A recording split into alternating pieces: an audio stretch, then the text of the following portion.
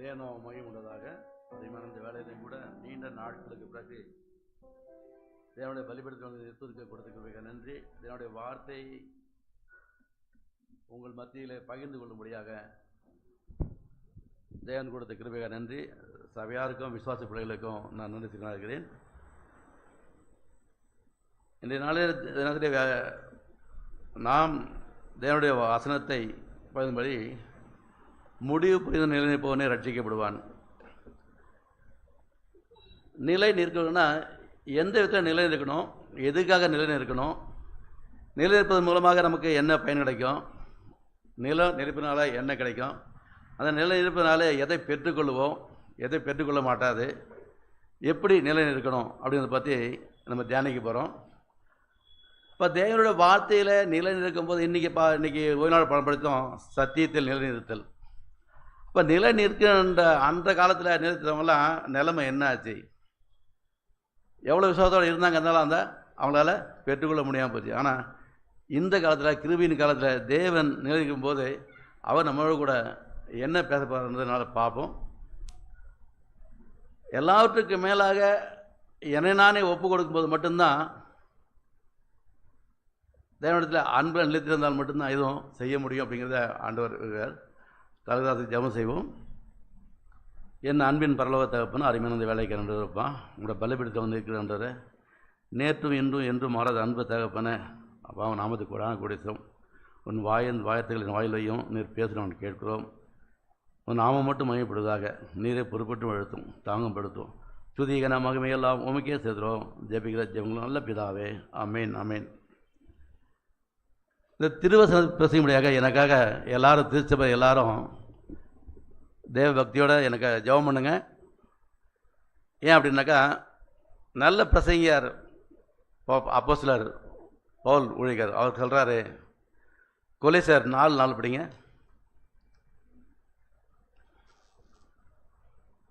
கொலேசியன் chapter 4:4.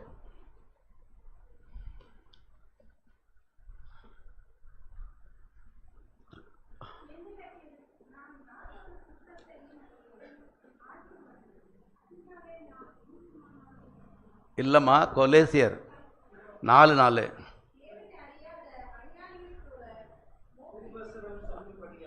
தப்பாக படிக்கிறேன் எல்லாமே. படி.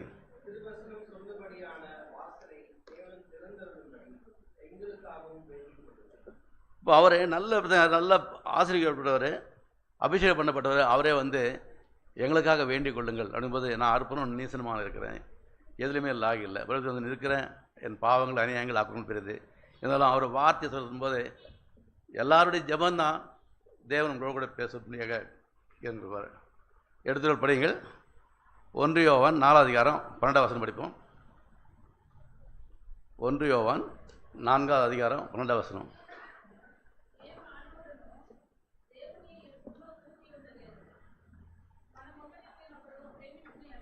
இல்லைம்மா, 4:12. 1 யோவான் 4:12.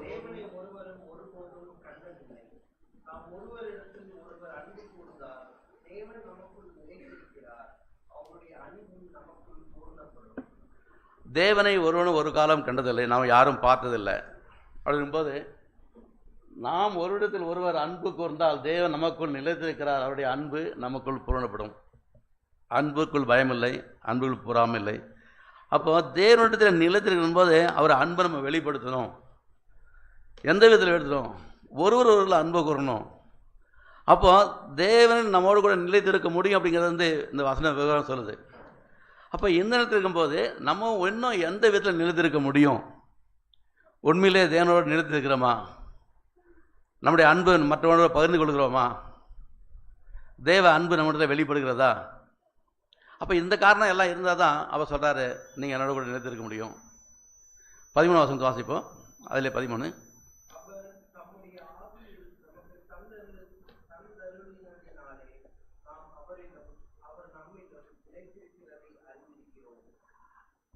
அவர் நம்முடைய ஆவியில் நமக்கு தந்ததினாலே நாம் அவரிலும் அவர் நம்மிலும் நிலைக்கிறதை அறிந்திருக்கிறோம்.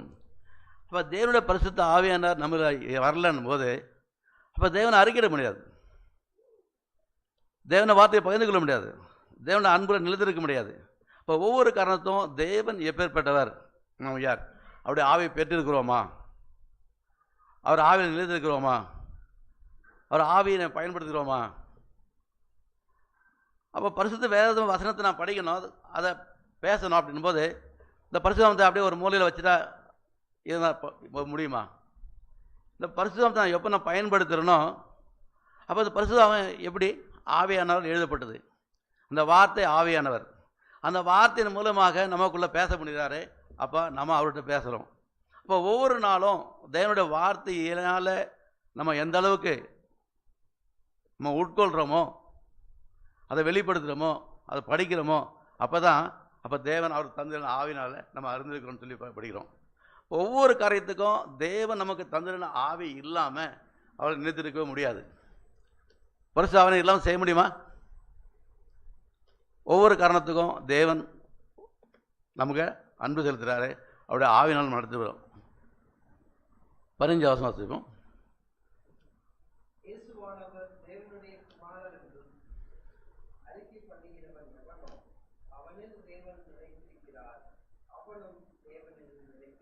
இப்போ இயேசுவான தேவனுடைய குமாரன் என்றும் அறிக்கை பண்ணுகிறவன் எவனோ அவனில் தேவன் நிலைத்திருக்கிறார், அவனும் குமாரனில் நிலைத்திருக்கிறான்.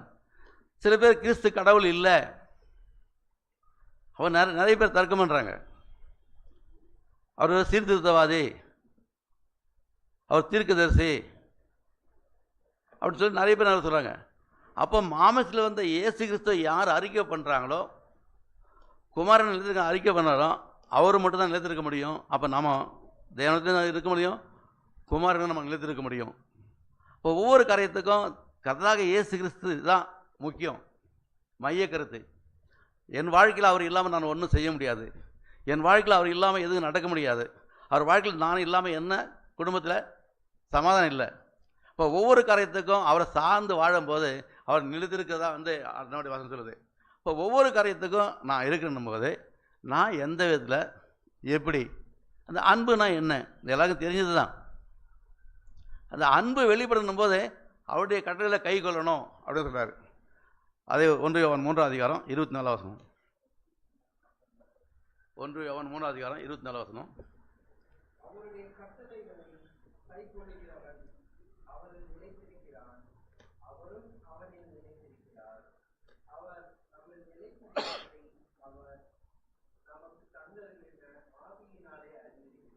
இப்போ மீண்டும் ஆவியானவர் தான் உறுதிப்படுத்துகிறார், அவருடைய கட்டளை கை கொள்ள வேண்டும்.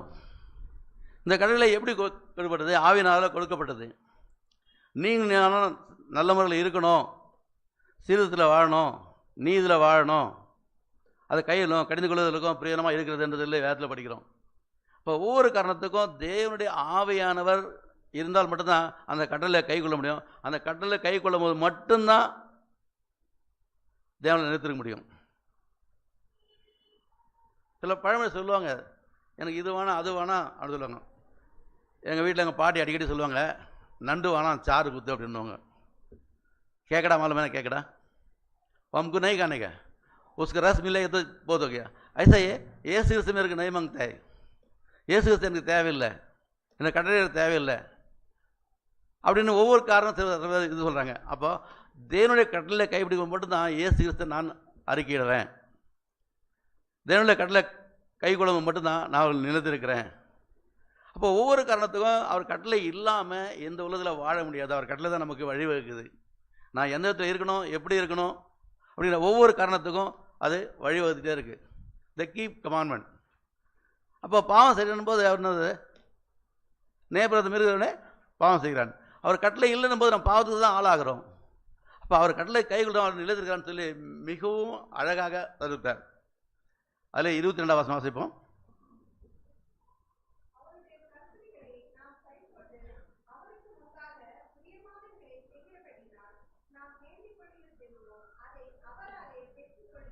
இப்போ ஒவ்வொரு காரணத்துக்கும் அவருக்கு பிரியமா என்ன? அப்போ ஆண்டவர் சொன்னார், யாருப்பா என் காரியம் போவான்? ஆண்டவரை உன்னுடைய புத்தக சொல்ல எழுதியிருக்கிறது, உனக்கு பிரியமா செய்ய நான் இதை வருகிறேன். அப்போ என்னை குறித்து அப்போ வந்து ஒவ்வொரு காரணத்தை மட்டும் அவர் பிரியமான செய்யும்போது அவர் சித்தத்தின்படி நடக்கணும்.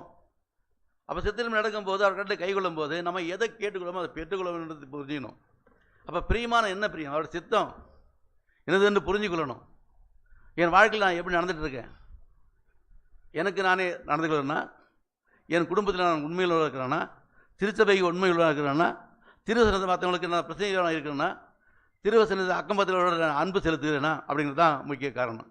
அப்போ இந்த காரணம் இல்லாமல் ஒருவரும் எந்த காரியத்தையும் செய்ய முடியாது. அப்போ எதையும் பெற்றுக்கொள்ள முடியாது. அப்போ இந்த வசனம் சொல்லுது, நீங்கள் எதை என் நாமத்தில் கேட்டாலும் அதை நீங்கள் பெற்றுக்கொள்வீர்கள்.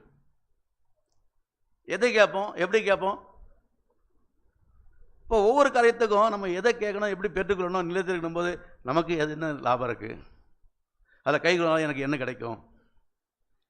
15வது வாசிப்போம்.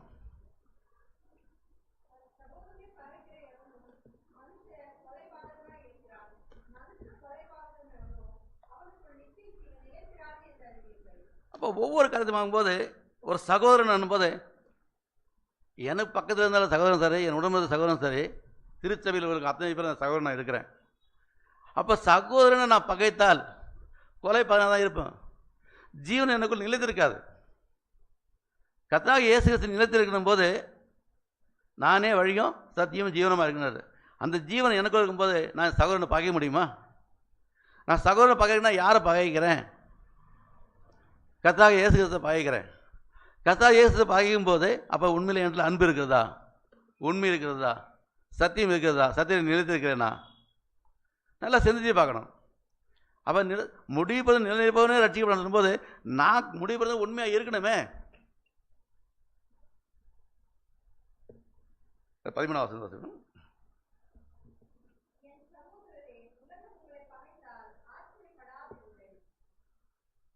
அப்போ ஓடும்போது நம்ம இந்த உலகத்தை நல்லது போல நான் உம்முடைய இருக்கிறேன்.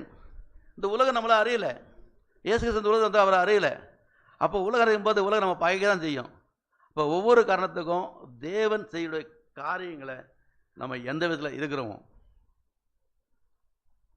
அப்போ நிறைய காரியங்களை ஆண்டவரோட ஒப்படைக்கும் போது நான் கீழ்ப்படி நடக்கும்போது அப்போ உலகம் வந்து அந்த வார்த்தையை சொல்லும் போது உலகம் பகைக்க தான் செய்யும். நீ உன் வீட்டில் இருப்பான், என் வீட்டில் சத்தியம் சொல்ல வராத. அப்போது தேவனுக்கு கீழ்ப்படிந்து இருக்கும்போது எல்லா காரியத்தையும் நம்மளால் செய்ய முடியும். அதிலே 3வது 6வது வசனம் வசிங்க.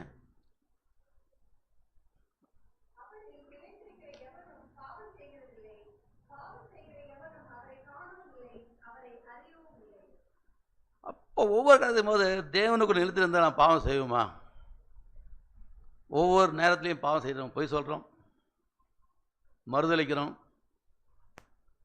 ஓய்வு நாள் கடைப்பிடிக்கிறத அப்படி எக்ஸசைஸ் பண்ணுறோம், நல்ல யோசனை பண்ணிப்பாங்களே. இப்போ தேவனை அதுக்கு எவனோ பாவம் செய்யணும் போது அப்போ தேவனை எல்லாருமே அது இருக்கிறோமா? பாவம் செய்யாமல் இருக்கிறோமா? பாவம் செய்ய மாட்டான் அப்படின்னு சொல்லுது வசனம். இப்போ நீங்கள் நாளும் எந்த நிலைமையில் இருக்கிறோம்? பாவத்தை செய்யறா இருக்கிறோமா, பாவம் செய்யாதவனா இருக்கிறோமா? கொஞ்ச நாளாக சிந்திச்சு பாருங்க, என் வாழ்க்கையில் நான் என்ன செய்துட்டு இருக்கேன். அப்போ யார் பாவம் செய்ய மாட்டான்? அதில் 8, 9 வாசிங்க.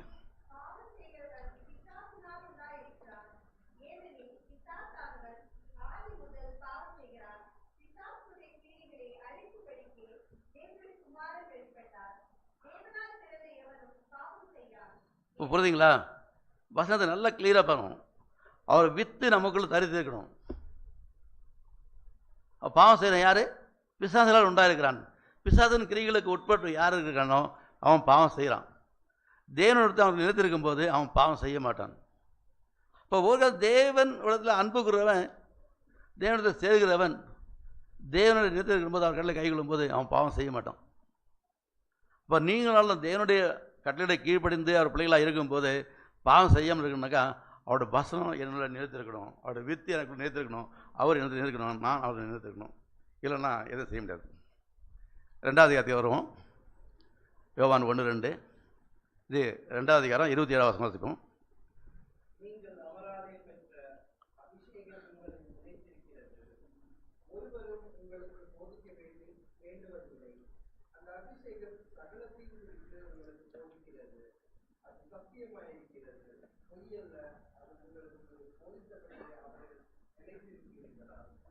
இப்போ இந்த ரொம்ப ரொம்ப அழகாக கிளியராக சொல்கிறார் ஆண்டவர்.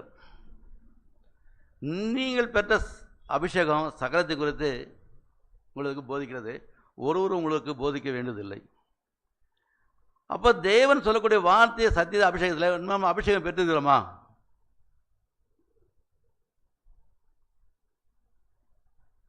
நம்ம அபிஷேகம் பெற்றுக்கிறோமா?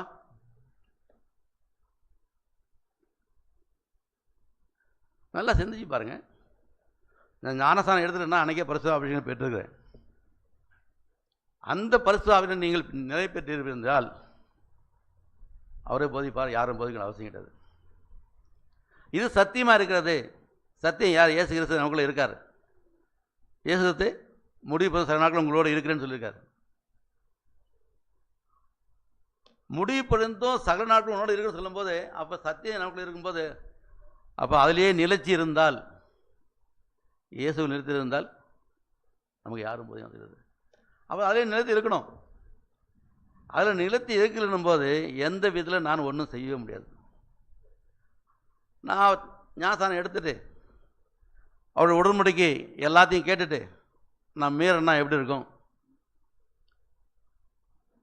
நிறைய காரியங்களை கேள்வி கேட்பாங்க. தேவனுடைய சபைக்கு, திருச்சபைக்கு கடலைக்கு கீழ் வந்துருக்கீங்களா? தசமமாக கொடுக்கீங்களா? தீய பழங்களுக்கு விலகி இருப்பீங்களா?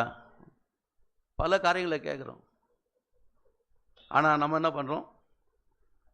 இந்த வாசல் விட்டு வெளியே தாண்டின ஒருபாடு நம்ம இஷ்டம் தான். அவர் உண்டாக்குனவர் உண்மையிலே பரிசுத்தமாக தான் உண்டாக்குனார். மனிதனும் அவன் இஷ்டப்படி எல்லாம் செய்ய ஆரம்பிச்சிட்டான், கெட்டு போகிறான். அப்போ இதிலேருந்து நான் விடுவிக்கணும் என்னன்னாக்கா என்ன செய்யணும்? அதில் 24 வசனம் வாசிக்கணும். 24.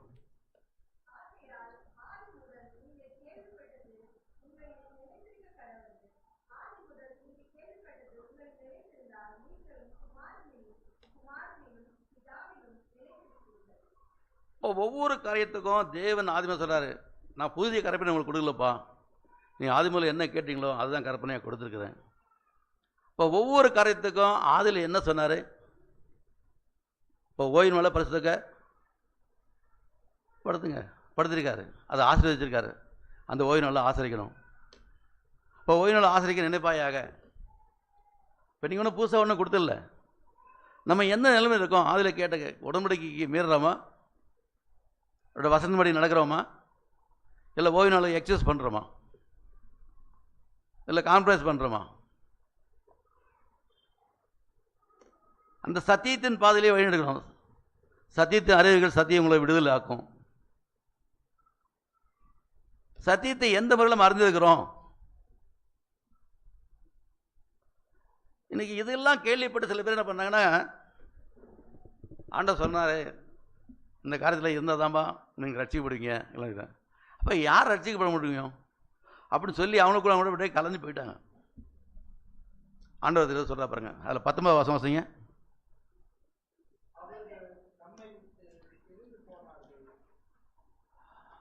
படிங்க. அதேதான்.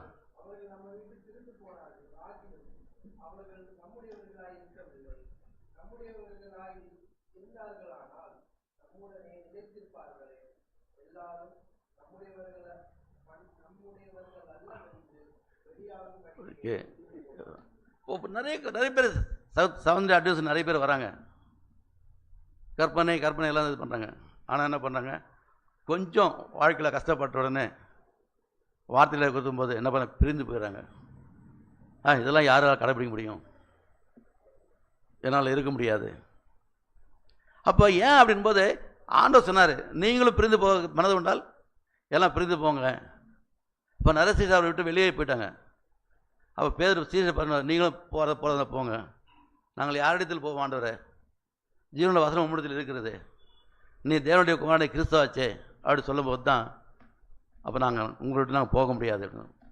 அப்போ என்னைக்கு என் உள்ளத்தில் கர்த்தராகிய இயேசு கிறிஸ்து தேவனுடைய குமாரன் அறிக்கையிடணும், இதான் குமாரன் நிலைத்திருக்க முடியும்.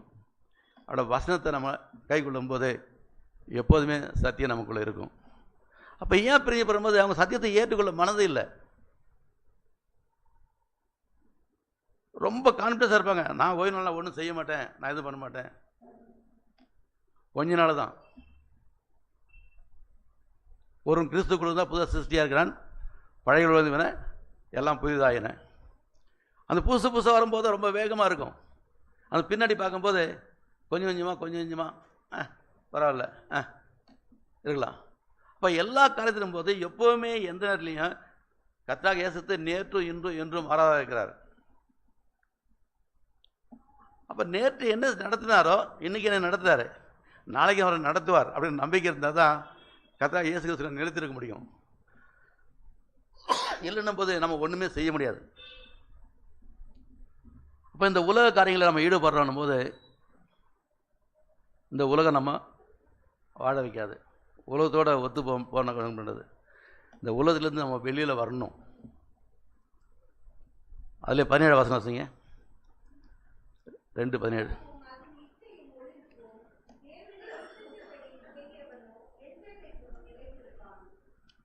ஒவ்வொரு காரியத்துமான உலகமும் அந்த இச்சையும் ஒழிந்து போவோம்.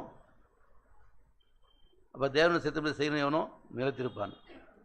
தேவனுடைய சித்தம் என்ன? உலக ஆசபாசம் எல்லாமே போயிடும்.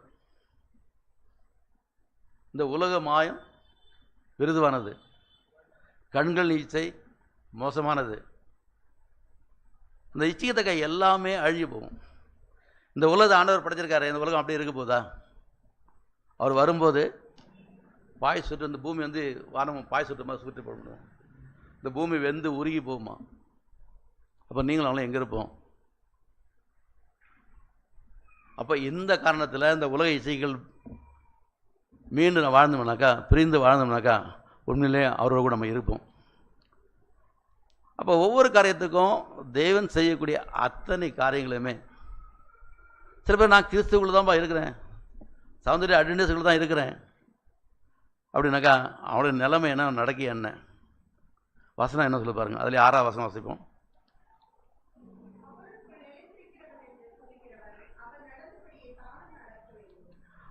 ஒவ்வொரு காரணத்துக்கும் இயேசு கிறிஸ்து இந்த உலகத்தில் இருக்கும்போது அவர் எப்படி நடந்து கொண்டார், ஏழை மக்களிடத்தில் எப்படி இருந்தார், கஷ்டப்பட்டவன் எப்படி இருந்தார், உணவு இல்லாதவங்களுக்கு உணவு கொடுத்தாரு, கண் பறவைகளுக்கு கண் கொடுத்தாரு. நம்மளால் அதை செய்ய முடியாது. அவர் ஓய்வு நாளை எப்படி கடைபிடித்தார், மற்ற மக்களிடத்தில் எப்படி அன்பு செலுத்தினார், எப்படி இரக்கமாக இருந்தார். அந்த இரக்கம் நம்மகிட்ட இருக்கிறதா? அன்பு செலுத்த முடியுதா? அப்போ நான் கிறிஸ்துவுக்குள் எதிர்த்தால் மட்டும் போதாது, அவருடைய வார்த்தைகளை கைக்கொள்ளணும், அவர் வார்த்தையின்படி நடக்கணும். அவர் வார்த்தை என்ன சொல்லுதோ அதன்படி நடக்கிறேனா? The word of the God, வார்த்தை தான் கடவுள். ஆதியிலே வார்த்தை இருந்தது, அந்த வார்த்தை தேவனாக இருந்தது, அந்த வார்த்தை தேவனிடத்தில் இருந்தது. அப்போ அந்த வார்த்தை எப்படி இருக்குது? அதுதான் நம்ம கூட பேசுது. இந்த பரிசுத்தவாதம் வார்த்தைவாதம் பேசுது. கடவுள் நேரடியாக வந்து யார்கிட்ட பேசலை. நம்ம போன வாரம் சபா ஸ்கூலில் ஆவியானவங்களோட பேசியிருக்காரா அப்படின்னு கேள்வி கேட்டாங்க. இப்போ ஆவியானவர் உண்மையில் நம்மகிட்ட பேசுகிறாரா? நீ அனுபவத்தில் அனுபவப்பட்டுறீங்களா?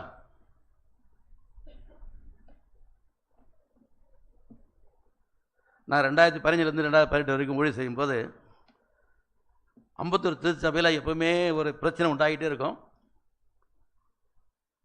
அந்த பிரச்சனைக்கு முடிவு கட்டுறதுக்கு வழி இல்லை.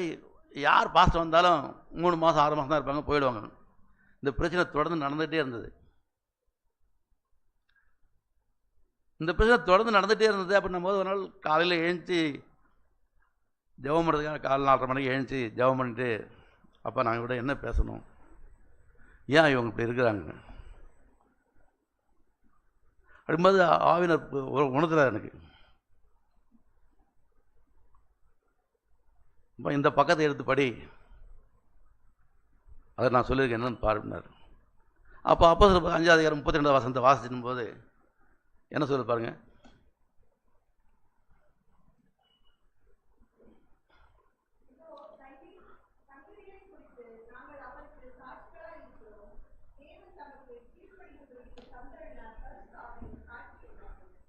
அப்போ பரிசுத்தாவினருக்கு சாட்சியாக இல்லை, பரிசுத்தாவினர் யார்கிட்டையுமே இல்லை. அசுத்தாவினர் தான் கிரியை செய்திருந்தார். எதுக்கு எடுத்தாலும் குறை சொல்கிறது, எதுக்கு எடுத்தாலும் தர்க்கம் பேசுறது. எந்த வசனத்திலும் எனக்காவது என்ன பேசினேன், நீ எப்படி பேசலாம், நீ எப்படி சொல்லலாம். இப்போ பேசுறது நானும் இல்லை, ஆண்டவர் உங்களோட பேசுகிறாரு, பரிசுத்தாவினர் உங்களோட பேசுகிறாரு. அப்படி என்னைக்கு நினைக்கிறீங்களோ அன்றைக்கே கர்த்தர் நம்மளோட உள்ளத்திலிருந்து அசுத்தமான கிரிகளை எல்லாம் எடுத்து போடுவார். நான் பரிசுத்தமாக, நீங்களும் பரிசுத்தமாக இருங்கள். அவர் தேவன் பரிசுத்தமானவர், நாங்களும் பரிசுத்தமாக இருக்கணும் போது பரிசுத்தாவின் அபிஷேகத்தை நான் பெற்றுக்கொள்ள முடியாது. பரிசுத்தமாக இல்லைனாக்கா, நான் கீழ்ப்படுதல் இல்லைன்னா ஒரு முறையும் ஒருபோதும் நான் பரிசுத்தாவை பெற்றுக்கொள்ளவே முடியாது. கீழ்ப்படிதல் தான் முக்கியம். obey the God. நான் எந்த விதத்தில் கீழ்ப்படுகிறேன்? அவர் சத்தத்துக்கு செவி சாய்க்கிறேனா, அவர் கற்பனை கீழ்ப்படுகிறேனா, அவர் வார்த்தை கீழ்ப்படுகிறேனா, திருச்சபையின் உபதேசங்களை கேட்டு அதுக்கு கீழ்ப்படி நடக்கிறேனா? நல்லா சிந்திச்சு பாருங்களேன். அப்போ அவர் நடந்தபடியே தான் நடக்க கடவன். அப்போ எந்த விதத்தில் கிறிஸ்து இந்த உலகத்தில் இருக்கும்போது என்ன செய்தாரோ அதில் கொஞ்சமாவது, கொஞ்சத்தில் உண்மையாக இருக்கிறவன் அநேகத்தில் உண்மையாக இருக்கிறவன் அவனை போய் சார்ந்து வைப்பன்றார். அப்போ தேவனிடத்தில் நம்ம வாஞ்சியாக இருக்கணும் தான் சொல்கிறாரு. நேற்று வெஸ்தத்தில் பார்த்தோம், சங்கீதம் 91 14 வசனத்தை வாசிங்க. அவன் என்மேல் வாஞ்சியாக இருக்கிறபடியால் அவனை விடுவிப்பேன், என் நாமத்தை அவன் அறிந்திருக்கிறபடியால் அவன் உயர்ந்த அடக்கத்திலே வைப்பேன்னு சொல்கிறார். அந்த வசனத்தை பற்றி பார்க்கலாம் நீங்கள்ல.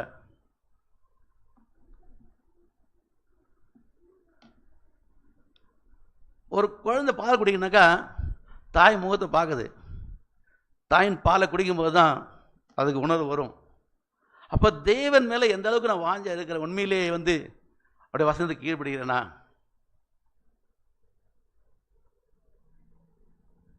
நிறைய காரியங்களை சொல்ல வர்றாரு. இந்த காரியத்தில் நான் எந்த விதத்தில் நிலைச்சிருக்கிறேன், அப்படி நிலைச்சிட்டு இருக்கும்போது நான் எப்படி இருப்பேன்? யோவான் நிருபம் 15 அதிகாரம் 4 வசனம் வாசிப்போம். யோவானுடைய நிருபம் 15 அதிகாரம் 4, 5 வாசிங்க. இல்லை, யோவான் 15:4, 15 chapter 15 4.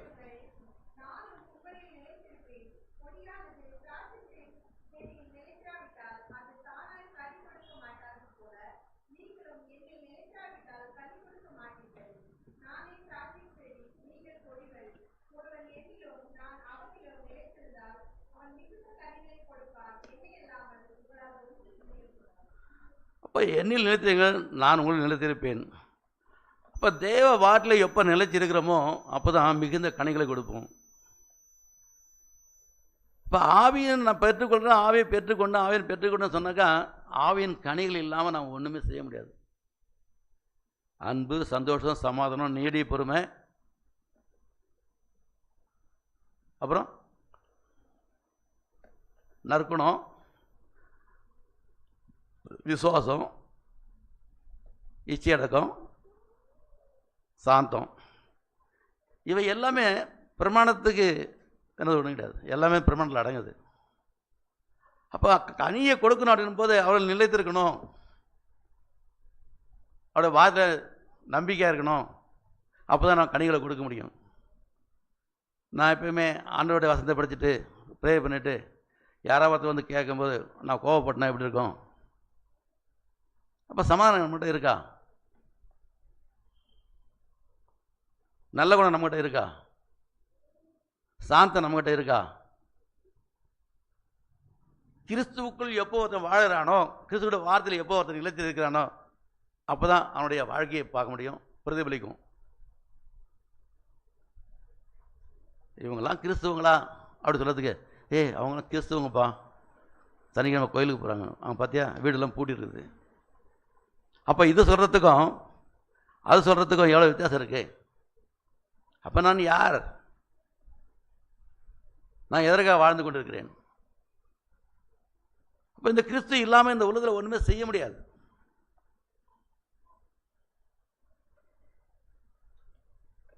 பரிசுத்த வேதத்தை எந்த அளவுக்கு நீங்கள் படிக்கிறீங்களோ, எந்த அளவுக்கு உட்கொள்கிறீங்களோ, எந்த அளவுக்கு ஆராய்ச்சி பண்ணுறீங்களோ, அந்த அளவுக்கு அதிகமாக ஆவியானவருடைய அபிஷேகத்தை பெற்றுக்கொள்ளுங்க. நம்ம அன்றுள்ள அப்பத்தை தாருன்னு சொல்லி ஆண்டவர்கிட்ட கேட்குறோம். எந்த அப்பத்தை ஆண்டவர் கேட்க சொன்னார்? நான் பசி எடுக்குது, காலையில் டிஃபன் பண்ணுறேன், மத்தியானம் சாப்பிட்றேன், நைட்டு சாப்பிட்றதுக்கு முன்னாடி அதுக்கு முன்னாடி நொறுக்கு திணி வேறு அதை இதையும் சாப்பிட்றேன். ஆனால் ஆண்டவருடைய வசனத்தை, ஆண்டவர் முன்னிலையில், அவரை பாதப்படியில், அவருடைய சமூகத்தில் நான் நிற்கிறேன்னா,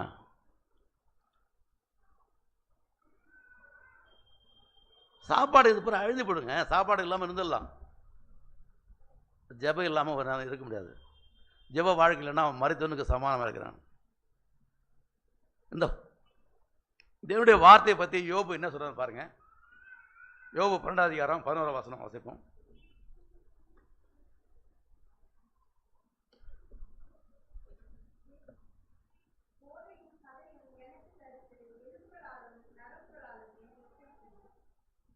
என்னம்மா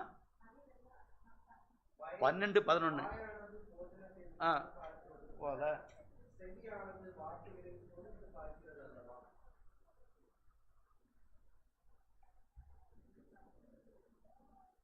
இந்த வசனத்தை நல்லா சோதிச்சு பாருங்க.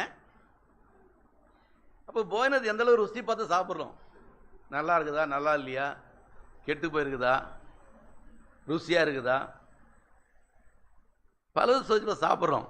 ருசியாக இருந்தால் இன்னும் ஒரு பிளேட் அதிகமாக போகும். ருசி இல்லைன்னா சாப்பாடு சரி எனக்கு வேணாம். அதை காட்டிலும் அதிகமாக நான் விரும்புகிறேன். இப்போ நான் எந்த இடத்துல எப்படி இருக்கிறேன்? ஆண்டவருடைய வசனத்தை சரியான முறையில் படிக்கிறேன்னா, அவர்கிட்ட உட்காந்து பேசுகிறேன்னா, அவரோட என்ன கூட பேசுகிறாரா? இந்த வசனத்தை நீங்கள் எந்த அளவுக்கு கை கொள்றீங்களோ, எந்த அளவுக்கு உட்கொள்கிறீங்களோ, அந்தளவுக்கு உங்களுக்கு சமாதானம் சௌக்கியம் உண்டாகும். எரேமியா 15:16.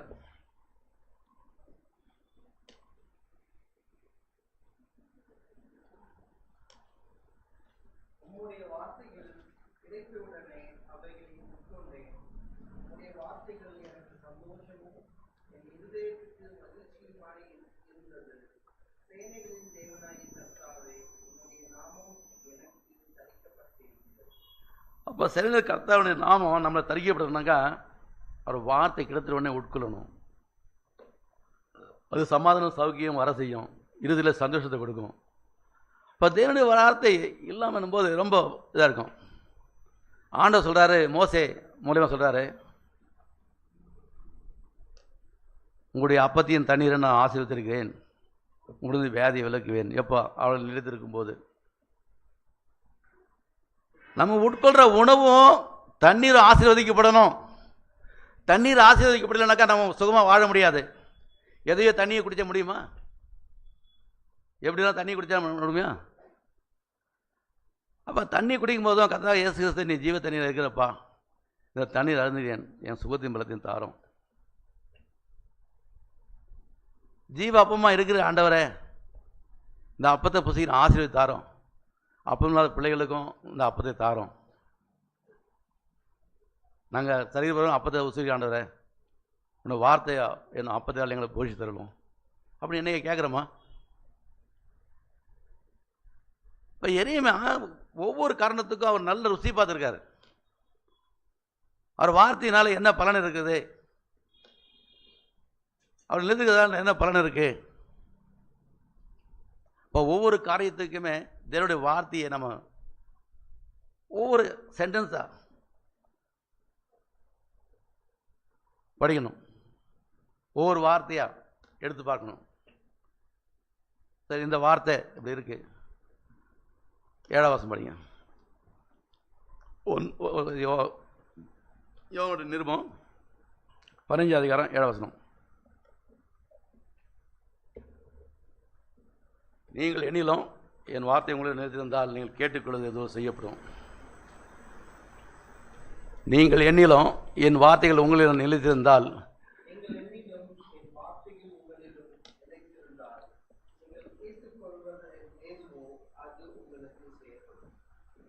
இப்போ நல்லாவே மத்திய 7 வசனம் உங்களுக்கு எல்லாம் மனப்பட வசனம் சொல்லுங்க பார்ப்போம். யாரும் எடுத்து படிக்காதீங்க, சொல்லுங்க. மத்திய 7:7.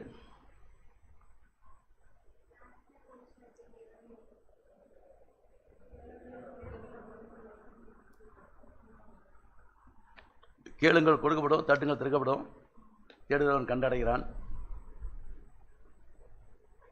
அப்ப எப்படி நிலைத்து இருக்கணும்? எதை தேடுவீங்க? எதை கேட்பீங்க? பரிசுத்தாவின் அபிஷேகம் இல்லாம ஒரு விதத்திலையுமே முடியாது. சிங்கக்குட்டிகள் பட்டினது தாட்சி கிடைக்கும், கர்த்தரை தேடுகளுக்கு ஒரு நன்மை குறையப்படாது. அப்புறம் அவர் நிலைத்திருக்கணும், அவர் வார்த்தையை நிலைத்திருக்கணும், அவர் வார்த்தை என் உள்ளத்தில் இருக்கணும். என் வார்த்தையை நான் எப்பயுமே அடுத்தவங்களுக்கு சொல்லணும் இருக்கணும். நான் ஒண்ணுமே இல்லை, நாங்கள் வந்துட்டு பிரசங்கம் பண்ண வந்திருக்கேன் அப்படின்னாக்கா புரியுமா? ஆண்டவர் இந்த வாயின் மூலியமாக வார்த்தையை எடுத்து கூட சொல்லணும், பேசணும். ஆண்டவர் தான் பேசுவார். ஒவ்வொரு காரியத்தையும் நீங்கள் கேட்டுக்கொள்வது செய்யப்படும். நீங்கள் கேட்கறதுக்கு முன்னமே அது தகுதியாக இருக்கிறார். என் நாவில் சொற்பொழிவு எல்லாத்தையும் அறிந்ததாக இருக்கும் தேவனே. நம்ம என்ன கேட்க போகிறோம் அவர் முன்னுக்குள்ளே தெரியும். உனக்கு என்ன வேணுமோ அதை தெரியும், அவர் கொடுக்குறதாக இருக்கார். நீங்கள் வேண்டிக் கொள்வதற்கு அதிகமாக தகுதியாக இருக்கார். அது சொல்கிறாரு, நீங்கள் எண்ணிலும் என் வார்த்தை கொள்ளும் நிலைத்திருந்தால் நீங்கள் கேட்டுக்கொள்வது எதுவும் அது செய்யப்படும். ஒவ்வொரு காரணத்துக்கும் கூட ஆண்டவர் கூட நான் இணைந்து வாழனாக்கா நான் பரிசோதித்து பார்க்கணும். ஏன்னா நானே பரிசோதிக்கலை, நான் நிலைத்திருக்கல அப்படின்னாக்கா தேவனுடைய வார்த்தையை நான் என்னால் ஒன்றுமே செய்ய முடியாது, சொல்ல முடியாது. இல்லை 10ஆம் வசனம் வாசிக்கும். 15:10. பிதாவின் கற்பனைகளை கைக்கொண்டு அவருடைய அன்பிலே நிலைத்திருக்கிறது போல நீங்களும் என் கற்பனைகளை கைக்கொண்டிருந்தால் என்னுடைய அன்பிலே நிலைத்திருக்கிறீர்கள். அப்போ இந்த வசனத்தை நல்லா மீண்டும் மீண்டும் படித்து பாருங்களேன். நான் என் பிதாவின் கற்பனைகளை கைக்கொண்டு அவருடைய அன்பிலே நிலைத்திருந்தது போல நீங்களும் என் கற்பனைகளை கைக்கொண்டு என்னுடைய அன்பிலே நிலைத்திருப்பீர்களாக. இப்போ தேவன் என்ன சொல்ல வராரு எது என்பது மத்தேயு 11:29 என்ன சொல்றாரு? என்னிடத்தில் வாருங்கள், கற்றுக்கொள்ளுங்கள், நான் மனத்தாலும் சாந்தமாக இருக்கிறேன். அப்போ தேவனுடைய கற்பனைகளை அவர் என்ன சொல்ல வராரு அப்படின் போது வேற யாருமே சொல்லவே இல்லை. என்னிடத்தில் வாருங்கள் கற்றுக்கொள்ளுங்க சொல்றேன். அவர் கற்றுக் கொடுக்கிற தேவனாக இருக்கிறார், அவர் படிப்பிக்கிற தேவனாக இருக்கிறார். தேவனால் போதிக்கப்பட்டு இருப்பீர்களே. அப்போ அவர் மனத்தாழ்மையும் சாந்தமாக இருக்கும் போது நீங்களும் நானும் எப்படிப்பட்டவர்களாக இருக்கணும்?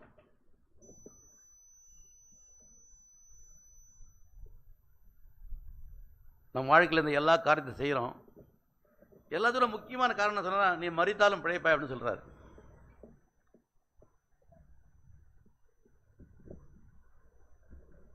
ஒன்று யோவான் 6ஆவது அதிகாரம், யோவான் நிருபம் 6ஆவது அதிகாரம் 56ஆம் வசனம் வாசிப்போம். 56.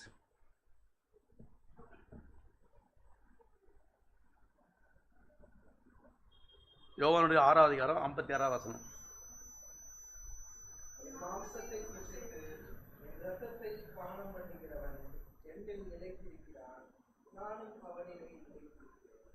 இப்போ ஒவ்வொரு கருத்தும் போது திருவிருந்த ஆராதனை பற்றி இந்த இடத்துல பேச வர்றார். என் மாமிசத்தை புசித்து என் ரத்தத்தை பானம் பண்ணுவன் இருக்கிறான், நானும் அவன் நிலைத்திருக்கிறேன்னு சொல்றார். இப்போ திருவிருந்த ஆராதனை நான் கலந்து கொள்ளலை, அதை விட்டுட்டேன் அப்படின் போது உண்மையில் அவருக்கும் எனக்கும் உறவே கிடையாது. அந்த திருவிருந்த ஆராதனையில் பேதுரு காலை கழுவு வந்தார். பேதுரு சொன்னார், என் காலை கழுவக்கூடாது, என் சேர்த்து கூட கழுவணும். அப்போ நான் காலை கழுவுனா எனக்கு உனக்கு பங்கு இல்லைப்பா. நல்லா புரிஞ்சுதுங்களா? நான் கால் கழுவு ஆறாவில் கலந்துக்கலை, அவளை அப்பத்தை நான் எடுக்கலை, திராட்சை நான் பருகலை அப்படின்போது அவருக்கும் எனக்கும் உறவே இல்லை, சுத்தமாக அற்று போச்சு. நான் பாவியாக தான் இருக்கிறேன். யார் தான் பாவம் செய்யாமல் இருக்கிறேன்? ஒருவன் போய் நீதிமான் ஒருவனும் இல்லையே, பாவம் செய்யாத நீதிமான் ஒருவனும் இல்லையே. எல்லாம் பாவம் செய்து மகிமையர்களாகி எல்லாம் பாவம் செய்தாங்க. யாரால் முடியும்? அவரால் மட்டும்தான் முடியும், நீதிமானாக்க முடியும். இப்போ அவள் பாதப்படியில் வந்து கெஞ்சி மன்றாடி அழுது புலம்பி, அப்பா என் பாவத்தை மன்னிங்கப்பா, உங்கள் சமூகத்தில் வந்திருக்கிறேன்ப்பா, உன்னை தெய்வ பிரசனத்தில் வந்திருக்காண்டவரே, உன் வீட்டில் வந்திருக்கேன்ப்பா, உன் பாதப்படில் வந்திருக்காண்டவரே, இந்த நாளைய தினத்தில் ஒவ்வொரு அலுவலர்களையும் நீர் நடத்தி தரமாண்டவரே, இந்த திருவிழா கலந்து கொள்வதற்கு இன்னைக்கு கிருபை தரமாண்டவரே. எந்த விதத்தில் வேண்டியிருக்கோம்? மனசாகப்பட்டுருக்குமா? ஏதோ வரோம் ஏனாத்தானோ அப்படி திரும்ப வரும். இது அடுத்த வசனத்தை வாசிச்சு பாருங்களேன். அது என்ன சொல்ல வரும்போது எனக்கு ரொம்ப வேதனையாக இருந்தது. 57 வசனம்.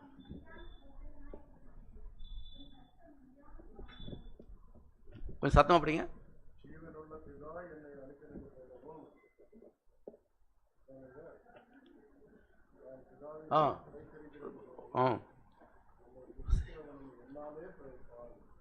இப்போ இந்த வசனம் எதை சொல்ல வருது? கொஞ்சம் சிந்திச்சு பாருங்களேன். எதை பற்றி சொல்ல வர்றாரு?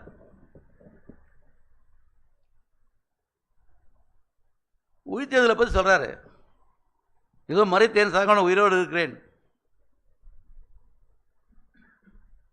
அப்போ அவர் எப்படி பிதாவுடைய கருப்பில் கேட்கும்போது பேசியிருந்தாரோ, அப்போ நீங்களும் என்ன கருப்பில் பிழைத்திருப்பீர்கள்.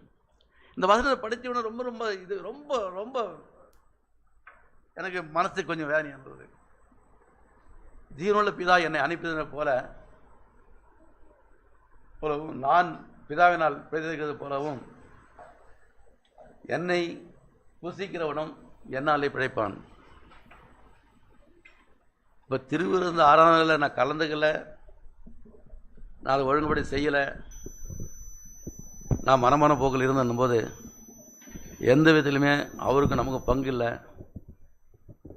2ஆம் வருகையில் அவரை தரிசிப்பனா தரிசிக்க மாட்டான் அப்படின்றது சந்தேகம்தான். அப்போ அவர் பிதாவை அனுப்புனார், எல்லா காரியத்தையும் செய்தார், அவர் நம்மளை அனுப்புகிறாரு, அவருடைய காரியத்தை நம்ம செய்யணும், அவர் நிதிருக்கணும். அவருடைய மாம்சத்தையும் ரத்தத்தையும் மானம் பண்ணும்போது நம்ம படிப்போம். சரி, இது எல்லா காரியத்தையும் சொல்லிட்டாரு. நான் படிக்கிறதும் நான் ஜெபம் பண்ணுறதும் அவருடைய கேட்குறதும் எல்லாத்தையும் நடத்தி முடியுமா? கொஞ்சம் செஞ்சு பாருங்களேன். பவுல் என்ன சொல்கிறார் பாருங்க. ரோமர் 9 அதிகாரம் 16 வசனத்தை வாசிங்க. ரோமர் 9:16.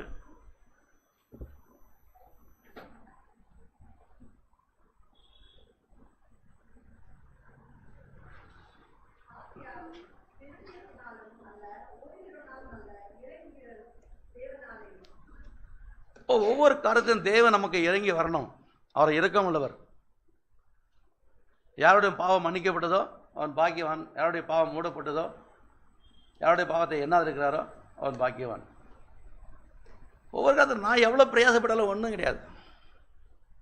நான் ஓடி எல்லாம் இது பண்ணாலும் இல்லை. ஆனால் தேவன் எனக்காக இறங்கணும், தேவன் எனக்காக பரிந்து பேசணும், தேவன் எனக்காக மருந்து வைக்கணும். அப்போ எல்லா காரியத்தையும் வாய்க்க செய்வார். முடிவு நினைவு ரட்சிக்கிறான். கர்த்தர் தேவனை ஆசீர்வதிப்பாராக. ஆமென்.